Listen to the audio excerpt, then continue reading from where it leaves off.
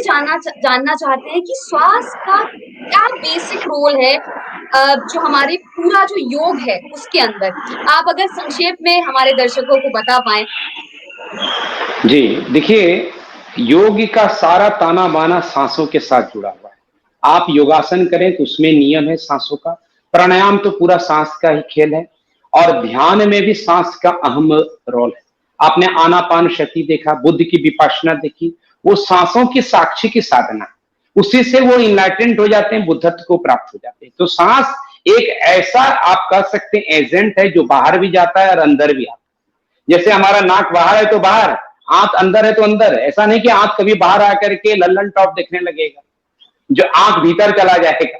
तो उस तरह से चीजें नहीं हो सकती। तो जो चीज अंदर है अंदर, लेकिन सांस अंदर बाहर दोनों गमन करती है। इसलिए अगर आप इसको पकड़ लेंगे तो बाहर और अंतर जगत में एक संतुलन स्थापित हो जाएगा, और यही योग की सीख है। और जब आप सांस के साक्षी होते हैं तो सांस हमेशा प्रेजेंट में चलता है, वर्तमान में चलता है, उसका कोई भूत भविष्य नहीं है। तो जैसे ही आप सांस के साथ जुड़ते हैं, आप सीख जाते हैं वर्तमान में रहना, और मन हमेशा आपको भूत और भविष्य की तरफ ले जाता है। आप कभी भी ऐसा नहीं होता है कि आप प्रेजेंट में हो, जैसे मूवी देख रहे हैं आप खो गए तो मन नहीं होता, इसलिए आपको आनंद आता है। तो जब जब आप खो जाते हैं कहीं, तो आप आनंद की जो आपकी स्वयं की संपदा है उसको प्राप्त करते हैं। उसी मूवी को 5 बार दिखाया जाए तो आप आनंदित नहीं होते हैं। अगर आनंद मूवी में था तो बार बार आना था, नहीं, वो आपके मन के गायब होने से प्रकट होता है आनंद। तो सांस एक ऐसा माध्यम है जो आसन में आप यूज करते हैं तो मन समाप्त हो जाता है, प्राणायाम में यूज करते हैं। इसके अलावा क्या होता है कि आसन में स्थिरम सुखम है कि हम एक सर्टेन आसन में आ गए, अब इससे बॉडी में स्ट्रेच हुआ। अब स्ट्रेच होने से क्या होता है, ब्लड का सर्कुलेशन बढ़ जाता है जहां भी आप स्ट्रेचिंग कराएं। अब ऑक्सीजनेटेड ब्लड पहुंचे तो उस अंग को प्राण मिल जाएगा ज्यादा। इसके उलट जब हम उछल कूद करते हैं, जैसे मैं दौड़ रहा हूं, मैं एक्सरसाइज कर रहा हूं, डोले से उठा रहा हूं, तो मैं हाँफने लगूंगा, तो मैं ऑक्सीजन नहीं ले पा रहा हूं। तो मैंने क्या किया, ऑक्सीजन जो मेरे अंदर था उसको और खपत कर दिया, और ऑक्सीजन ज्यादा ले नहीं पा रहा हूं तो मैं थक जाता हूं। इसके उलट योगासन विज्ञान क्या है कि हम ज्यादा उछलेंगे कूदेंगे, एक बार आसन की स्थिति में आके स्ट्रेच कर दिया और लंबी गहरी सांस ले लें, तो जहां जहां ऑक्सीजन पहुंचेगा वो अंग प्रत्यंग आपका तरोताजा हो जाता है।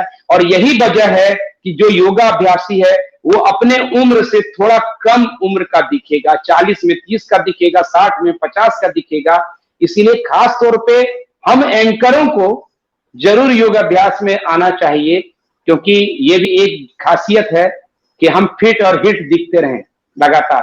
तो इसलिए सांस एक महत्वपूर्ण चीज है, इसको जरूर आप कहीं भी किसी भी तल पर अपनाते रहिए। घड़ी 2 घड़ी कम से कम ऑफिस में भी बैठे हैं तो सांस को देख लीजिए। जी, जी, जी।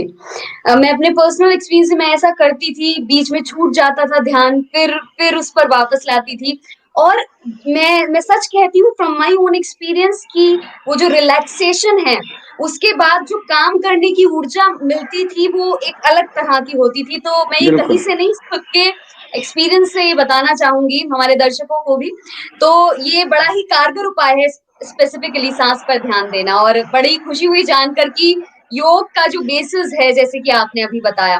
तो गुरु, एक और चीज जानना चाहेंगे, जैसे कई तरह की ब्रीदिंग एक्सरसाइजेस होती हैं, उसमें यही जो आपने अभी बात की कि तेज तेज सांस लेने की बहुत प्रैक्टिस करवाई जाती है। तो मतलब क्या वो भी एक तरीका हो सकता है किसी वे में इस चीज पर कंट्रोल पाने का, ब्रीदिंग एक्सरसाइज करने का? मतलब ये एक बड़ा ही कंफ्यूजन क्रिएट करता है लोगों के। अगर थोड़ा सा और आप इसको क्लैरिफाई कर पाए कि क्या कभी हम उस तरीके को भी यूज कर, जैसे दैट एक्सरसाइज जिसका जहां पर हम योग में भी देखते हैं इस तरह की सांस लेने की प्रैक्टिसेस की जाती है। कपालभाति है, भस्त्रिका है। हाँ जी, कपालभाति। तो उसके बारे में आप क्या कहते हैं? देखिए क्या है कि इसलिए मैंने कहा कि सनातन प्राचीन योग कहीं खो गया है, और उसी के वजह से ये फास्ट ब्रीदिंग का कॉन्सेप्ट आ गया है। और कुछ लोग जब फास्ट ब्रीदिंग को लेकर के कुछ कर रहे थे और उनकी प्रसिद्धि हो गई, तो लगा ये फास्ट ब्रीदिंग ही नुस्खा है प्रसिद्धि का, और फिर एक के बाद वही गलत पद्धति चलती गई। जैसे कपालभाति की मैं बात करता हूं, आप अमूमन जब नॉर्मल सांस लेते हैं तो 3 से 4 सेकेंड हर व्यक्ति सांस ले रहा है, यानी 4 सेकंड के लेंथ में आपने ऑक्सीजन लिया। अब आप कपालभाति करते हैं तो कपालभाति का ड्यूरेशन रहता है करीब करीब 1 सेकंड में एक सांस लिया और छोड़ा, ये कपालभाति है। यानी हमने क्या किया, लेंथ ऑफ जो ब्रीदिंग है मेरी छोटी हो गई। अब आप बताइए कि 4 सेकंड में ऑक्सीजन मुझे ज्यादा मिलेगा कि 1 सेकंड में? वाजिब तौर पर 4 सेकंड में। इसीलिए हमारे ऋषि मुनियों ने कहा कि 4 सेकंड को हम कैसे 16 सेकंड बनाए, 8 सेकंड बनाए। अभी कोरोना में क्या हुआ, ऑक्सीजन की कमी हो जाती थी लोगों को। अब अगर उसमें कपालभाति करे व्यक्ति तब तो और ज्यादा घायल हो जाए।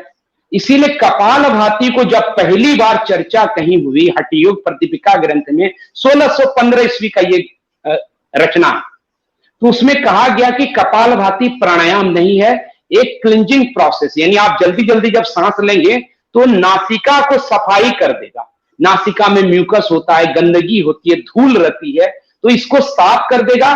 तो प्राणायाम करने में आपको थोड़ी फीलिंग आएगी कि हाँ थोड़ा सा साफ हो गया। अब ये जो सफाई थी, जैसे हम घर को साफ करते हैं उतना भर ही उसका काम है 2-5 मिनट का। अब दिन भर हम सफाई करते रह जाए, घर में रहेंगे कब?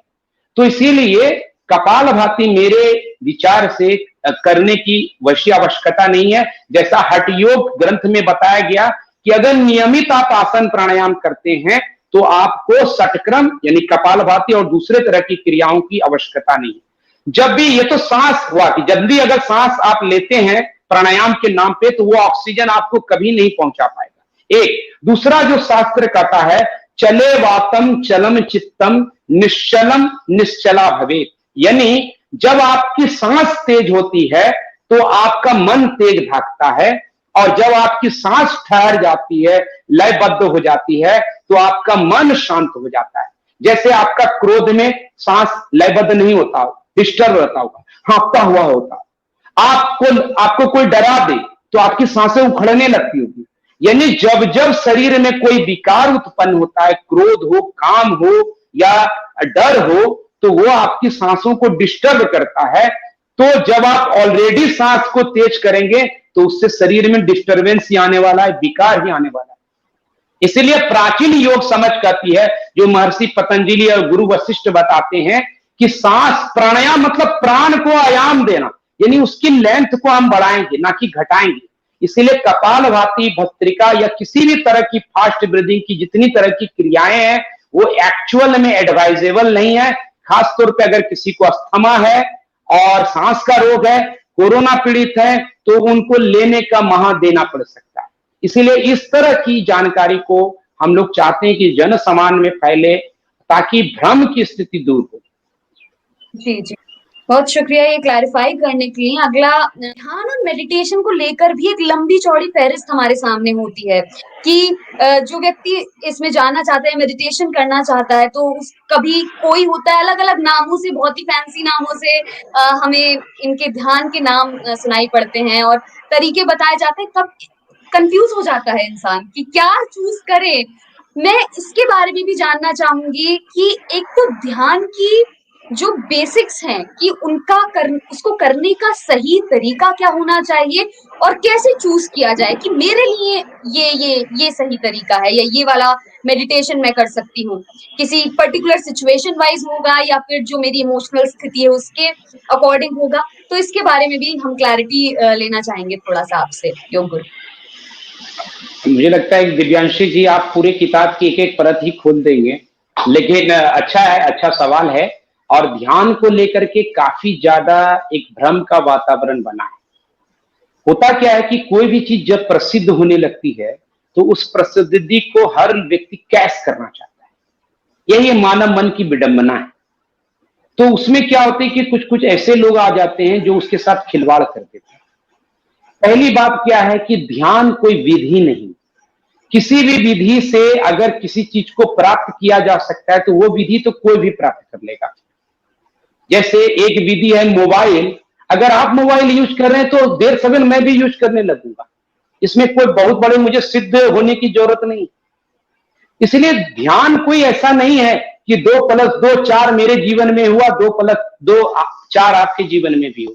ध्यान कोई विधि नहीं है, विधियों से परे जाने की साधना है। जैसे नींद, नींद की कोई विधि मैं अगर बताऊं आपको, तो आप नींद में नहीं जा सकते विधि अपना करके भी। जितना विधि आप अपनाएंगे उतना नींद उड़ जाएगी आपकी, मैं गारंटी देता हूं। विधियों में खो जाने से आपकी नींद उड़ जाएगी।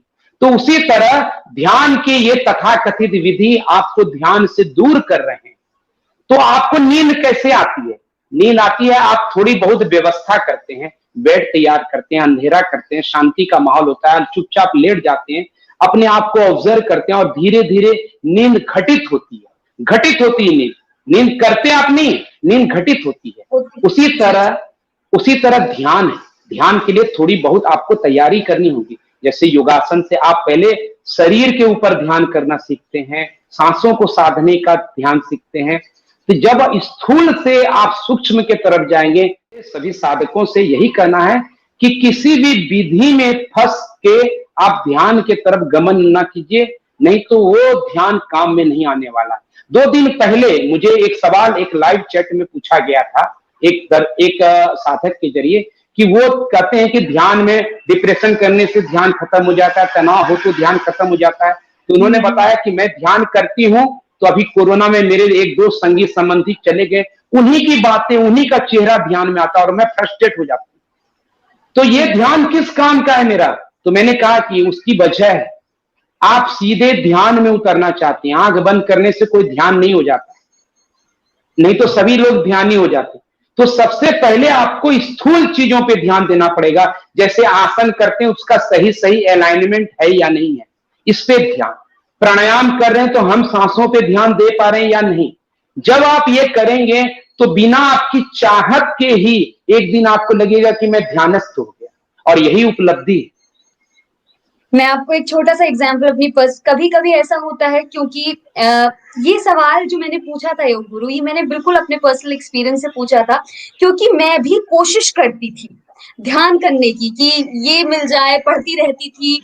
और एक दिन अचानक से मैं बर्तन धो रही थी, और बर्तन धोते धोते I was totally into that exercise कि मुझे वो ध्यान जैसा, मुझे नहीं पता, वो मैं एक्सप्लेन नहीं कर सकती शायद शब्दों में कि वो क्या फीलिंग थी, पर वो जो भी थी मुझे लगता है ध्यान होता होगा, अगर उसे शब्दों में डिफाइन करें तो। इस तरह की जो आपने बात की कि घटित होता है, ये घटित होता है, तो बहुत बहुत शुक्रिया ये क्लैरिफाई करने के लिए। और मुझे भी डाउट होता था कि ऐसा ही होता है या नहीं होता है, तो ये मेरे दिमाग में भी क्लैरिटी आई। जाते जाते आपकी बात को ही मैं थोड़ा सा आगे बढ़ा देना चाहता हूँ 1 मिनट के लिए। आपने जो बहुत अच्छा उदाहरण दिया कि बर्तन धोते धोते जब आप खो जाते हैं, और श्री कृष्ण ने इसको ही योग बताया है। गीता में परिभाषा, योग कर्मसु कौशलम, यानी जिस कर्म में आप कुशलता से खो जाते हैं वही योग यानी ध्यान की अवस्था हो जाती है। इसलिए जो आपको फील हुआ वो योग है। और रामकृष्ण परमहंस भी एक जगह कहते हैं कि जो नारी अच्छा भोजन बनाती है वो ध्यानस्थ भी वो अच्छे से हो सकती है। ये एक उदाहरण दिया, ऐसा नहीं कि हमेशा नारी भोजन ही बनाए। करने का अर्थ है कि जो भी हम कार्य करते हैं, अगर हम उसमें पूरी तरह से खो जाएं तो वो खोना मन का मिटना, और मन का मिटना ही चैतन्य का प्रकटीकरण है, और चैतन्य जहां है वहां ध्यान है। जी, आपने पूरा ये जो एक सर्कल है वो ऐसा लग रहा है कि अभी कंप्लीट कर दिया है। जाते जाते योग गुरु बस यही पूछना चाहूंगी कि क्या संदेश आप हमारे दर्शकों को देना चाहते हैं? और जी, मेरा संदेश यही है कि योग एक परम विधा है। क्योंकि आज के समय में जिस तरह से योग को एक्सरसाइज, उछल कूद और अखाड़ा बना करके पेश किया जा रहा है, उससे दूर हट करके योग की वास्तविकता, प्राचीनता को समझें। और जब आप ये समझ जाएंगे तो ये आपको अनुभूति में आएगी कि योग मेरे संपूर्ण जीवन को तैयार करने की एक कुंजी है, साधना है। और जब आप उसको पहचान लेंगे कि एक कोहिनूर हमारे जीवन का है योग, तो वाजिब तौर पे योग से आप कभी दूर नहीं जा पाएंगे। आप उसके साथ जुड़ जाएंगे, एकाकार हो जाएंगे। इसलिए इस सनातन प्राचीन योग को हमें बचाना है। क्योंकि मैंने देखा कि तंत्र गलत हाथों में पड़ने के कारण आज एक पैरेलल इंस्टीट्यूशन था तंत्र, आज समाप्त हो गया है। आज उसकी कोई चर्चा नहीं है, आज उसका तंत्र का कोई दिवस नहीं है। कहीं योग के साथ ऐसा नहीं हो जाए, इसलिए सनातन प्राचीन योग को आप अभ्यास में लाइए, उसको बचाने के जतन के लिए उसको सही तरीके से बढ़ाइए।